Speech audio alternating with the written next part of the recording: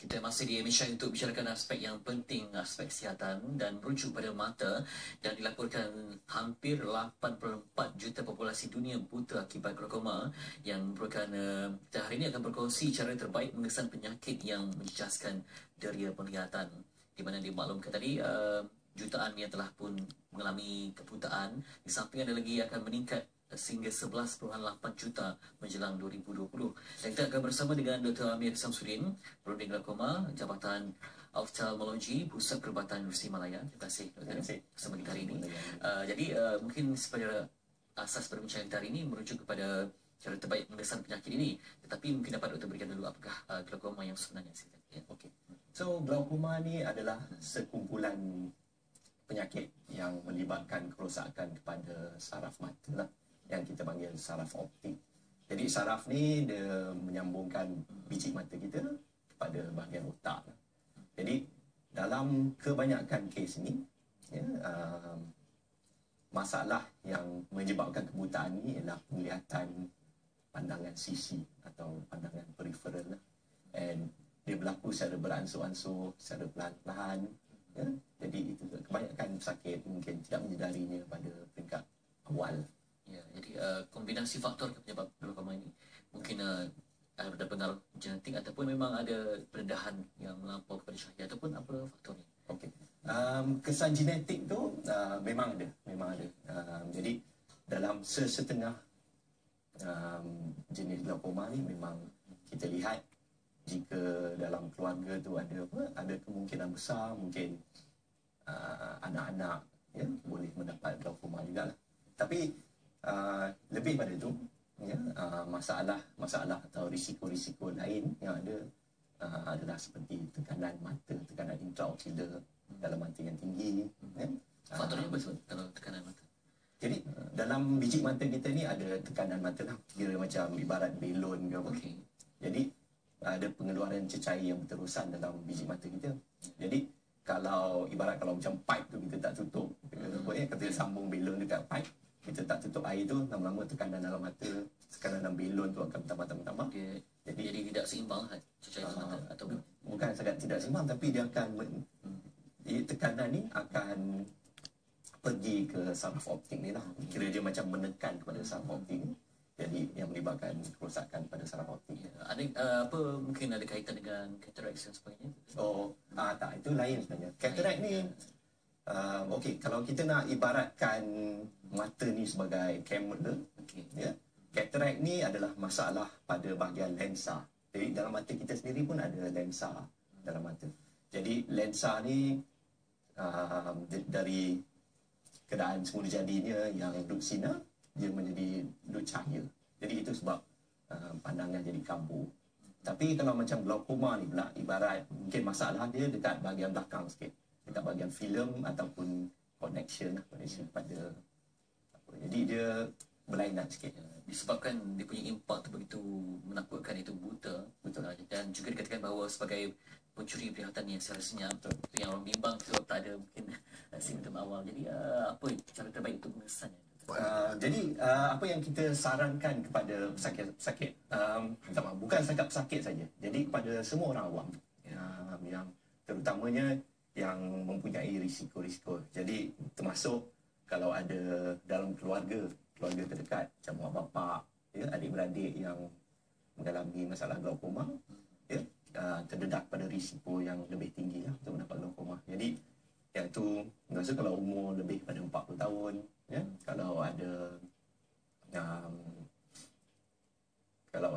rambut jauh, ya, atau pernah menggunakan ubat steroid, sama ada ubat makan, ubat sapu, ubat sedut, ya, untuk waktu yang berterusan, mungkin berminggu-minggu macam tu, ya.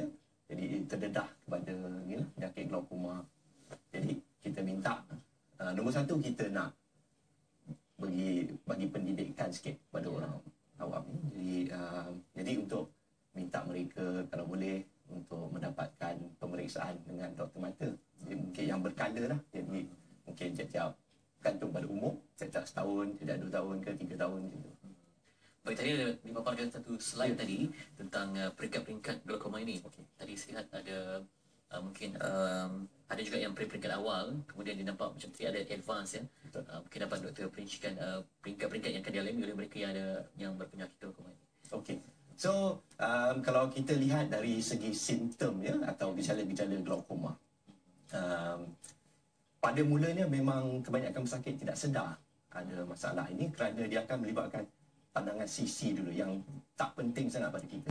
Pandangan terus ke depan memang terang, tak ada masalah langsung. Jadi dia perlahan-lahan dia makin masuk ke dalam sampai pada peringkat akhirnya kita ada tunnel vision yang macam kita nampak melalui teropong saja.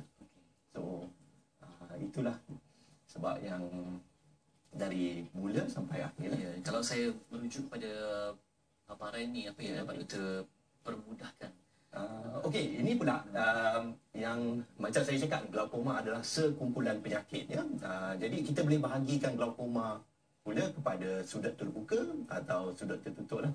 Macam terlihat yang sebelah kiri ni ialah glaukoma sudut terbuka yang paling kerap berlaku lah, glaukoma yang paling banyak ada insiden yang paling tinggi lah ya. Di mana dia cuma ada macam ni, kita nampak ada trabecular meshwork. Jadi ini adalah macam parit-parit saliran yang cecair yang saya cakap tu yang dikeluarkan oleh mata. Jadi parit-parit ni mungkin dah block ya, dah terkambus ke apa macam tu. Jadi saliran dia berkurang, jadi tekanan mata boleh naik tinggi lah. Jadi yang kita tengok sebelah kanan ni pula adalah glaukoma sudut tertutup. Dia lain sikit. Dia ada beberapa jenis faktor-faktor lain sikit lah ya, di mana lebih kurang sama juga. Dia macam mana pun dia akan melibatkan saliran tu tertutup juga. Tapi dia cuma lain sikit. Ya, kita berkanjak kepada slide yang lain barangkali penerbit untuk dihaluskan. Kalau okey, ini diberikan gambaran lah doktor. Okey. Macam analogi. Jadi ini sama juga macam saya cakap tadi. Ni kita nampak ada sinki ya, ada pengeluar air kan. Jadi dalam biji mata ni, kalau kita ibaratkan dia pipe ni asyik dibuka, jadi akan bertambah banyaklah air dalam mata ni ya. Jadi kalau kita tak ada saliran yang cukup bagus, jadi air ni kadang-kadang melimpah ke apa. Tapi dalam biji mata dia pasal dia kira macam bola yang tertutup atau belon, jadi dia air tu tak boleh nak pergi mana. Jadi cuma tekanan dalam mata tu akan bertambah. Dia akan tekan pada saraf optik mata ni. Doktor, sebabkan ini satu perkara yang orang dengar pun barangkali menakutkan. Mungkin kami ni mengabaikan pencegahan mata. Seandainya di peringkat yang kritikal ataupun pada fasa di mana telah pun memang tak nampak langsung, apa meninges yang diciptakan melalui teknologi perubatan masa kini yang boleh menyembuhkan? Malangnya pada waktu ini, apa-apa kesan glaukoma yang sedia ada tu memang kita tak boleh nak buat apa-apa. Dia tak ada ubat apa yang boleh membaiki apa yang dah hilang. Jadi apa yang kita boleh buat, cuma kita tak mau bagi dia bertambah teruk atau kita kurangkan dia punya kadar dia bertambah teruk tu.